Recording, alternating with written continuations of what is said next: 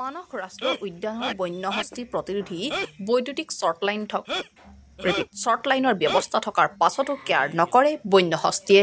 Duty অব্যাহত ৰাখিছে বাবাবন্ধু নামৰ NGOৰ কৰ্মীসকলে।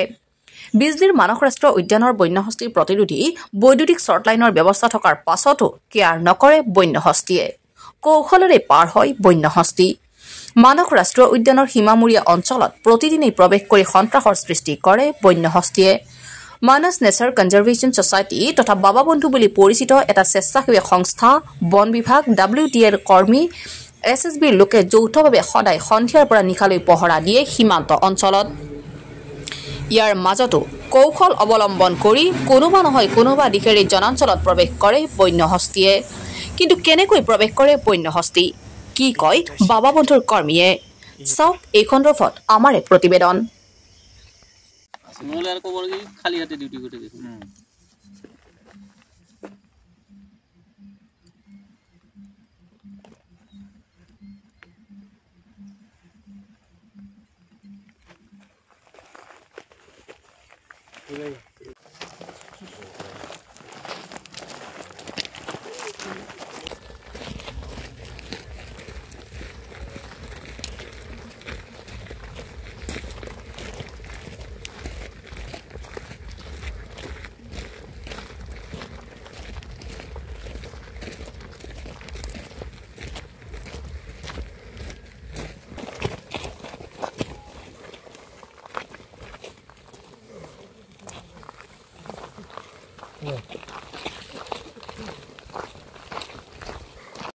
হয়, আমি নিত্য আমাৰ মানস নেচাৰ কনজাৰভেশন ওয়েলফেয়াৰ সোসাইটি তথা বাবাবন্ধু নামে পৰিচিত পানবাড়ি মানস ইকো সোসাইটি নামৰ NGO লগতে আমাৰ 15 নং বেটেলিয়ন SSBও থাকে, বিষ্ণুপুৰ ফৰেষ্টৰ বিট কৰ্মী বন কৰ্মীসকলো থাকে আৰু লগতে আমাৰ WTAৰ কৰ্মীসকলো থাকে।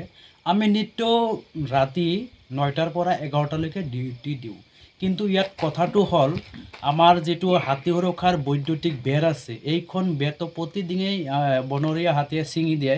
ছিঙাৰ পাছত সেই যেটো বেৰ, সেইটো যেটো গছত বা যেটো খুঁটাত আৰি দিয়া হয়, সেইটো ধ্বংস কৰাৰ কাৰণে, সেইটো বিনষ্ট কৰাৰ কাৰণে হাতী ইমান চতুৰ, ইমান ভুদ্যক হৈছে যে সেই মানে বনাঞ্চলৰ পৰা দীঘল এটা আপোনাৰ গছৰ ডাল ভাঙি আনে, য'ত বান্ধা হয় সেই তাৰ ডাল তাতে সেইটো দি দলিয়াই পেলাই দিয়ে। পেলাই দিয়াৰ পিছত তাৰটো মাজত নোহোৱা হৈ যায়।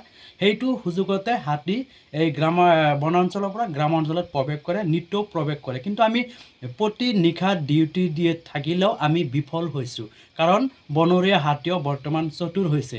এই ক্ষেত্ৰত আমি ক'ব বিচাৰোঁ ৰাইজ অলপ সজাগ হওক। ৰাইজে পাৰিলে আমাৰ লগত মিলি যেটো পয়েণ্ট আছে, বিষ্ণুপুৰৰ এটা পয়েণ্ট, দৈলংজাৰ এটা পয়েণ্ট, লক্ষীজৰৰ পয়েণ্ট, চিকা ধলা, প্ৰতিটো পয়েণ্টে এটা ৰুট আছে। আমি যদি প্ৰতি নিশাত ৰাইজৰ সহায় সহযোগিতা ডিউটি দিওঁ, ৰাতি যদি 11টালৈকে আমি প্ৰতিদিনে থাকোঁ, হাতীৰ এটা অভ্যাস হ'ব। 11টাৰ পিছত মোৰ বোধহয় হয়তো এই বনাঞ্চলৰ পৰা গ্ৰামাঞ্চলত প্ৰৱেশ নকৰিব। আজি সংবাদ মাধ্যমৰ যোগে আমি অঞ্চলৰ ৰাইজক আহ্বান জনাইছোঁ, আপোনালোকেও আহক, আমি একেলগে মিলি সকলোৱে ডিউটি দিওঁ। ধন্যবাদ। আজি দেখা গৈছে যে আপোনালোকে বিনা বেতনত ৰাইজৰ কাৰণে ইমানখিনি কাম কৰি আছে। চৰকাৰক কিবা আহ্বান জনাব নেকি? চৰকাৰক আমি বাৰম্বাৰ আহ্বান জনাই আছোঁ, যিহেতু আমি ইয়াত দুখনকৈ NGO মিলি কাম কৰি আছোঁ বিনা বেতনেৰে। কিন্তু চৰকাৰৰ ওচৰত আমাৰ চাকৰি দিব লাগে বা নিয়মীয়াকৰণ কৰিব লাগে, এইটো আমি দাবী জনাও নাই।